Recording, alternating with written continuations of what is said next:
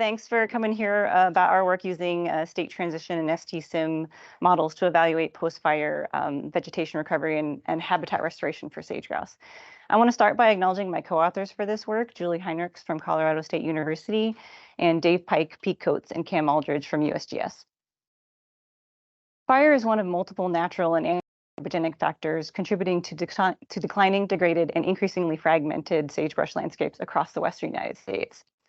With wildfires progressively destroying more and more wildlife habitat in sagebrush country, managers need approaches to scope and pace the degree to which post-fire restoration actions could recreate habitat in these dynamic multi-use landscapes. This presents challenges for management that targets both the recovery of vegetation and the restoration of wildlife-specific habitat.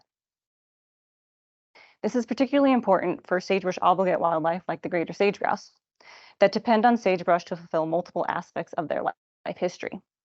Continued threats to sagebrush also threaten sage-grouse. And post-fire sagebrush revegetation and restoration projects that occur across the range have the potential to also target restoration and recovery goals for wildlife like sage-grouse. However, we're just beginning to gain insight into how these revegetated landscapes might support long-term sage-grouse population persistence. Folks here are well aware that state and transition models have been used to forecast vegetation and landscape change across many ecosystems. This includes western rangelands and sagebrush systems, where STMs have functioned largely as conceptual models describing the vegetation dynamics and ecosystem change in ways that can help managers make decisions. By adding projected wildlife response, efforts by several researchers over the last 6 years have added more complexity and utility to the information these kinds of models can offer managers in terms of the questions posed and descriptions of costs and benefits beyond just conceptual changes in vegetation. But current approaches in sagebrush systems tended to generalize key details, often assuming broad habitat recovery based only on the occurrence of restoration, regardless of type, and frequently used resource selection-based habitat definitions that are tied to local characteristics, which makes it kind of difficult to assess landscape level or range-wide patterns in habitat restoration and recovery for species like sage-grouse. Recovery timescales are also highly variable across sagebrush ecosystems and different species of sagebrush, which is adding uncertainty to the projections of generalized outcomes. This ultimately leaves managers in need of tools and information to help them understand how or if restoration actions could scale up to restore wildlife habitat across broad spatial extents. To that end, we developed a spatially explicit state transition simulation model that could represent fire, the regrowth of multiple vegetation components, and the transitions of dominant vegetation cover through time. The model was developed under an overarching goal of assessing the potential benefits of revegetated landscapes for sage-grouse. Specifically, we developed this model to investigate post-fire sagebrush recovery and potential for habitat restoration relative to sage-grouse in the Great Basin. One of our goals was to develop an STSM that would directly incorporate the variation and uncertainty that exists in sagebrush vegetation dynamics, but also to provide ways to consider habitat-related benefits associated with commonly used restoration management actions. The framework we developed has two main components: an STSM landscape simulation model that simulates potential outcomes of different sagebrush revegetation strategies, and a post-hoc comparison of potential future wildlife habitat through time, which I'll cover in a moment. We used SyncroSim to develop our sagebrush steppe vegetation STSM. The model simulates annual fires using the submodel and the introductory versions that you all might have been familiar with that uses historical fire patterns and fire size events and a probability distribution. But the model also has grass invasion, conifer encroachment, as well as continuous canopy cover change from annual growth, post-fire loss, and regeneration resulting from restoration actions. We leveraged one of STSim's newer capabilities to enhance our model function, specifically using the capacity of the stock flow submodel to track continuous variables that are associated with the discrete vegetation states. The submodel was designed to simulate and track carbon dynamics, but we applied the submodel in a novel way to integrate the stochasticity of annual vegetation growth and recovery into our model directly. This allowing us to simulate and track continuous growth and loss dynamics of the different vegetation components that make up the discrete vegetation state classes in our model. We use data from the literature on reported rangeland vegetation growth and sagebrush revegetation to derive empirical distributions of possible component cover change, which we then integrated in the stock flow submodel as annual growth multipliers. In the model, cover changes were applied annually, representing loss from wildfire or gains from annual growth and sagebrush revegetation actions. Cover change amounts were calculated for each cell and time step as a function of other cell variables, in particular R&R class. So we've already heard about the resistance and resilience. That was an underlying strata in this model. And then our realized transitions. We use this linkage ability to simulate cover change responses to the typical annual vegetation growth that would occur, as well as the loss from wildfire and gains from restoration actions. This allowed us to track continuous cover values, which is a key outcome for determining habitat restoration for sage-grouse. It also allowed us to incorporate component cover feedbacks that would trigger state transitions in the STSM portion of the model.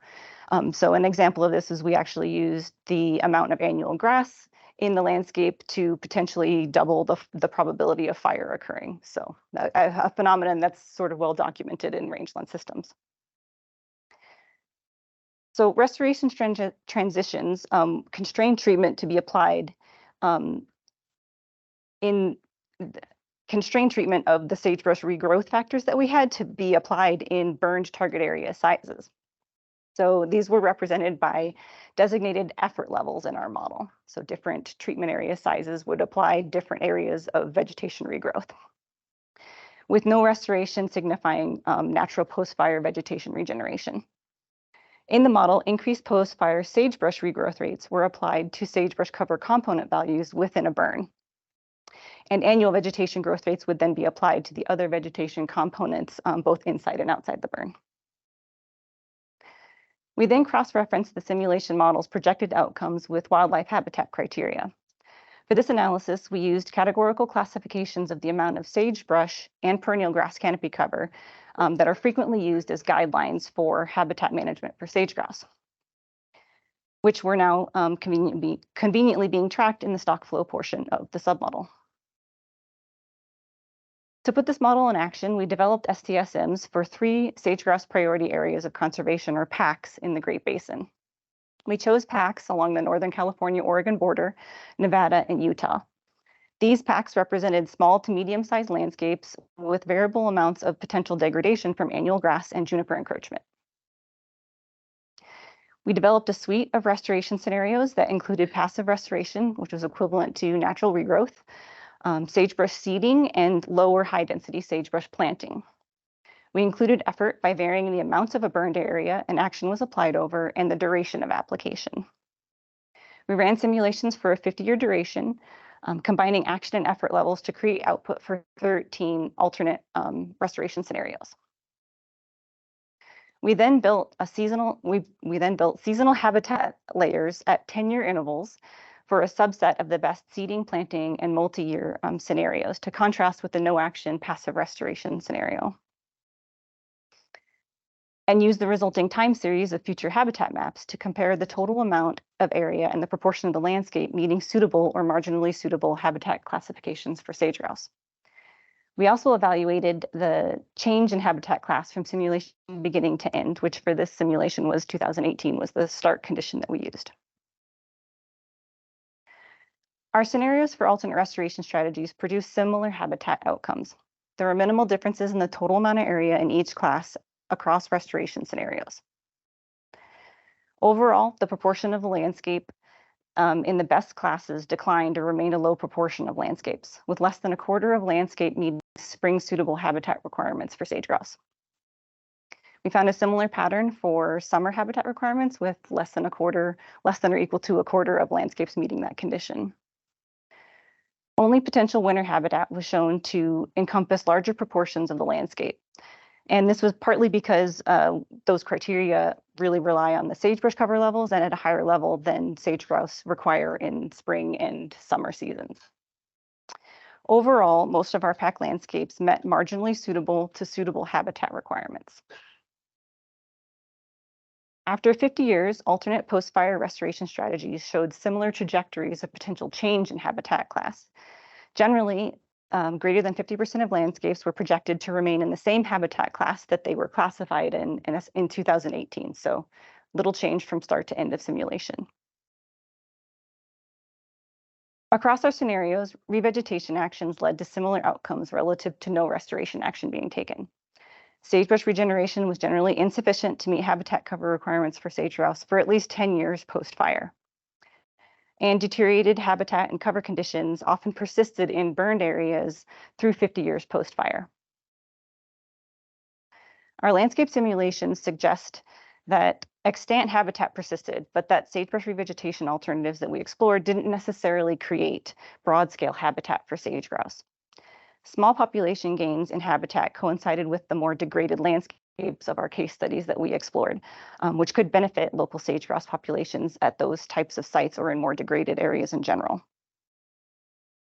However, for this analysis, I want to point out that we used really coarse definitions of habitat that were based on general objectives used as guidelines for sage-grouse. So this likely oversimplifies what constitutes habitat in our projected outcomes. Sagebrush recovery takes a long time in most ecosystems, upwards of 75 years in some cases, and it can be difficult to anticipate restoration outcomes over large, diverse landscapes that have experienced decades of natural succession and disturbance. It's also challenging to conceptualize projected vegetation in terms of the specific needs of wildlife species. We used an STSM approach to overcome these challenges and found the use of STSM to be useful in representing a variety of rangeland vegetation dynamics and forecasting changes under alternate restoration strategies. When coupled with measures of wildlife habitat, these models offer managers and analysts information to assess the feasibility of creating minimum to high quality habitat for target species.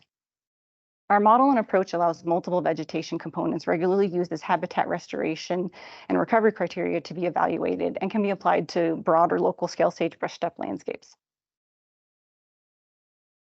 So with that, I kind of want to add that our models can be expanded to consider additional habitat criteria for multiple species, add economic or logistic constraints relative to the costs of management actions, or integrated with monitoring and prioritization tools to help gauge other restoration benefits and help policymakers and managers make informed decisions.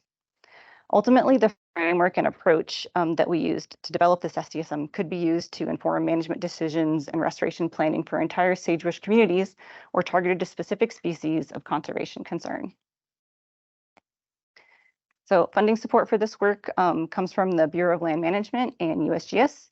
And I want to thank everyone for their attention. My email is listed if we run out of time for questions, but I also want to highlight and point out that this work has been published in an article in Ecological Modeling, and the model framework in itself has been published as a USGS data release. And so those are all available for people to see.